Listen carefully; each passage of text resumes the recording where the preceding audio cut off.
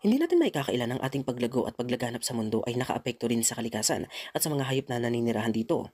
Kaya naman marami ang naniniwala na ang modernisasyon at urbanisasyon ng sangkatauhan ay ang numero unong rason sa pagkasira ng ating kalikasan.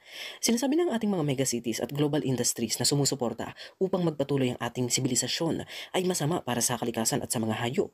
Dahil sa idea na yan, hindi natin maiwasan tanungin ang ating mga sarili kung kinakailangan na ba nating pigilan ang modernisasyon at bumalik na lang tayo sa simple at sinaunang pamamaraan ng buhay kung saan sinasabing wala tayong masyadong negative impact sa kalikasan. Pero mga ka-LE, may basihan ba ang bagay na ito? Totoo ba na kapag binitawan natin ang modernong buhay at bumalik tayo sa simple at sinaunang pamamaraan tulad ng ating mga ninuno, ay mawawala ang ating negative impact sa kalikasan? Hindi ito alam ng marami, pero marami sa mga modernong pag-aaral ngayon ang nagmumungkahi na mali ang idea na ito. Dahil ang ating mga ninuno ay hindi kasing inosente gaya ng ating inakala. Lumalabas kasi sa mga bagong pag-aaral na noon pa man, kahit na hindi pa moderno ang pamumuhay